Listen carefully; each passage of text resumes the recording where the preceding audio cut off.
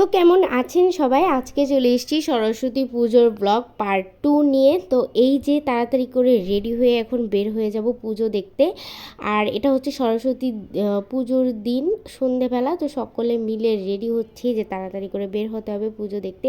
আর যেহেতু সরস্বতী পুজো তাই সাদা রঙের একটা শাড়ি সিলেক্ট করলাম পরার জন্য। আর এই তো তাড়াতাড়ি করে রেডি হয়ে বের হয়ে পড়লাম পুজো দেখার জন্য। তো পার্ট ওয়ানে যেমনটা বলেছিলাম যে এবারের পুজোটা আমি শাঁখারীবাজার কাটিয়েছি পুরান ঢাকার। তো প্রথমে সেখানকারই পুজোগুলো দেখছিলাম। প্রত্যেকটা পুজো অনেক অনেক অনেক সুন্দর হয়েছিল, মায়ের মূর্তিগুলো অনেক সুন্দর হয়েছিল।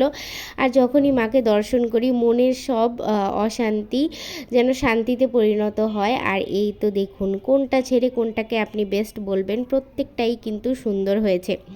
আসলে আমরা অনেকগুলো পুজো দেখেছিলাম, তাই একটু আমি ফাস্ট ফরওয়ার্ড করে দিচ্ছি, না হলে ভিডিওটা অনেক লং হয়ে যাবে আর আপনাদেরও দেখতে ভালো লাগবে না। আর এই ঠাকুরটা হচ্ছে যেখানে আমরা সকালবেলা অঞ্জলি দিয়েছিলাম, আর তার পায়ের নিচেই দেখুন আমি আমার বইটা দিয়ে রেখেছি, একদম সবার উপরেই রয়েছে আমার বইটা, যাতে মা হচ্ছে আমাকে বেশি বেশি আশীর্বাদ করে। আর শাঁখারীবাজারের পুজোগুলো দেখা হয়ে যাওয়ার পর আমরা এখন চলে এসেছি জগন্নাথ বিশ্ববিদ্যালয়ে। পার্ট ওয়ানে আপনারা তো দেখতেই পেলেন যে রাতে এসে আমরা দেখছিলাম যে প্রত্যেকটা ডিপার্টমেন্ট তাদের প্রস্তুতি, শেষ মুহূর্তের প্রস্তুতি সারছিল। কার ডিপার্টমেন্ট কত সুন্দরভাবে সাজানো হবে সেই প্রস্তুতি নিয়ে তাদের মধ্যে একটা কম্পিটিশন চলে। তো আজকে পুজোর দিন এসে দেখলাম যে হ্যাঁ, প্রত্যেকটা ডিপার্টমেন্টই তাদের সর্বোচ্চ চেষ্টা করেছে। আর ভিড়ের কথা কি বলবো ভাই, দেখুন কি পরিমাণ ভিড়। আমি খালি চিন্তা করছিলাম যে জগন্নাথ বিশ্ববিদ্যালয়ের এই অবস্থা, তাহলে জগন্নাথ হলে কি পরিমাণ ভিড় হবে। এত পরিমাণ ভিড় দেখে আমি সিথিকে ডেকে জিজ্ঞেস করলাম যে সিথি, আমরা কি পুজো দেখতে এসেছি আমরা? এখন ও বলছে যে কেন মাসি, আমরা তো সরস্বতী পুজো দেখতে এসেছি। তো আমি ওকে বলছি আমার তো ভিড় দেখে সেটা মনে হচ্ছে না, আমার তো ভিড় দেখে মনে হচ্ছে আমরা যেন দুর্গা পুজো দেখতে এসেছি, এত পরিমাণ ভিড়। তো দেখুন কি পরিমাণ ভিড়, আর সবাই কিন্তু মাকে দর্শন করতে এসছে। আর জগন্নাথ বিশ্ববিদ্যালয়ের প্রত্যেকটা ডিপার্টমেন্টই সুন্দর হয়েছে, কিন্তু তার মধ্যে আমার সবচেয়ে বেশি সুন্দর লেগেছে এই বাংলা ডিপার্টমেন্টের এই সাজানো গোছানো এই জায়গাটা, কারণ তারা পুরো সনাতন ধর্মের থিমটা তুলে ধরেছে, রামায়ণ মহাভারত গীতা এই সব কিছুর থিমটা তারা তুলে ধরেছে। তো আমার কাছে সবচেয়ে বেশি সুন্দর বাংলা ডিপার্টমেন্ট লেগেছে। তো আপনাদের কাছে কোন ডিপার্টমেন্ট লেগেছে সেটা জানাবেন। আর এইটা হচ্ছে সার্বজনীন জগন্নাথ বিশ্ববিদ্যালয়ের সার্বজনীন যেই মায়ের মূর্তি থাকে সেইটা।